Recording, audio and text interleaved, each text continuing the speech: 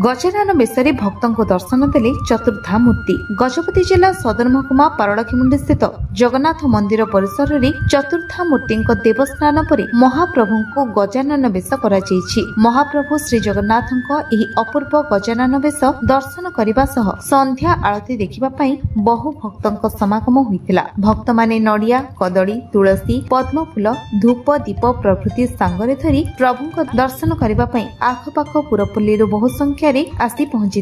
संगीत परिवेषण कार्यक्रम अनुष्ठित होता। मंदिर परिसर में एक आध्यात्मिक परिवेश सृष्टि होता। वर्षा सत्वे भक्तों सुओ छुटीला। दुर्गा प्रसाद साहू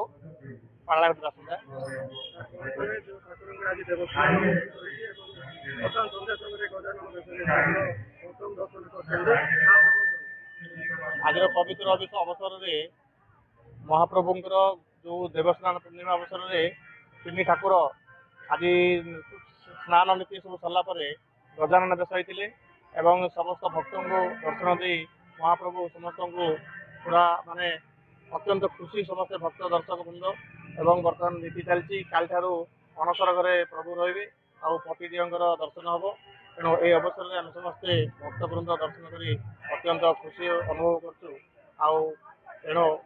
आज ये अवसर पवित्र जलवृष्टि इंद्र जलवृष्टि तेणु ये भगवान की इच्छा भगवान जिते शीघ्र मंदिर निर्माण आम समस्त चेष्टा करने आवश्यक।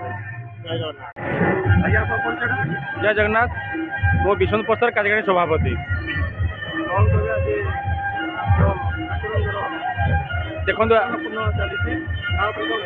देखो आज पवित्र देवस्नान पूर्णिमा आज प्रभु चतुर्धा मूर्ति स्वयं आज स्नान मंडप आसी आज आम दर्शन देइचंती। यही स्नान मंडप प्रभु आज गजानन बेश होती। गजानन बेशर जब आपण मैंने दर्शन करेंगे आपणकर दुख कष्ट दूर हवा सहित घरे शांति बजाय रेणु यही पवित्र दिन को आपण मैंने उपभोग करूँ।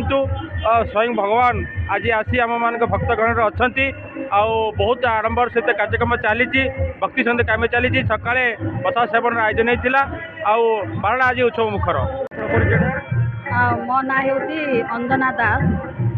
मो एठा को आसी देवस्नान पूर्णिमा देखापी आमर ओडिशार परंपरा हिसाब से वर्ष को 13 पर्व हुए से देवस्नान गोटे पर्व आमर श्री जगन्नाथ को ज्येष्ठ पूर्णिमा दिन यह करा श्री गणेश भेष यहाँ गजानन भेष बोली कहे आईटा आमर ओडिशार परंपरा प्रति वर्ष एपरी हुए आयापर भगवान अनशन घरे प्रवेश करेंगे से आम आपको संसार समस्त भक्तगण यहाँ को देखापी आग्रह सहकार आसती। ए वर्ष यात्रा हुए सबुआड़े परंपरा आमर बजै रखीचु आज आईटा समस्त को आनंद दौची खुशी दौची आम बड़दाण्डे हसी खुशी बुलुछु आ भगवान को दर्शन करछु आमर अति अति परिचय आम भगवान आमर निजर तेणु आम बोलिकी ए देवस्नान पूर्णिमा आ समस्ते उत्सर्गित हो एठाको आसीअछु समस्ते मिलमिशि एठारे भक्तगण मिसी आम सबू पूजा अर्चना चली गाधुआ बेश ये सबू आमको बहुत भल लगिला बहुत आनंद दौची।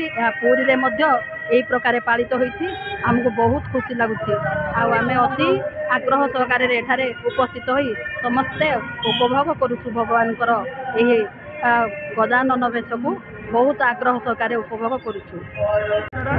मो परिचय राजीव लोचन पंडा। मुझे पारलाखिमुंडी निवासी।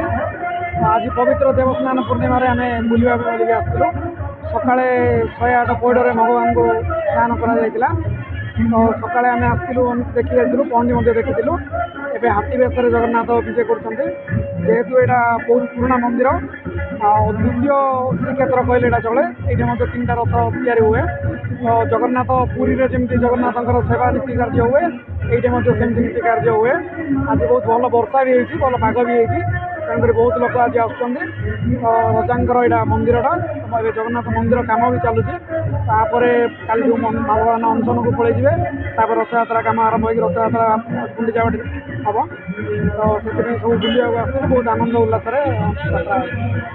ଗଜପତିରୁ ରେଣବଳ ଭାଇଙ୍କ ରିପୋର୍ଟ, ବିଶ୍ୱବିଜୟ ନ୍ୟୁଜ୍ ଓଡ଼ିଶା।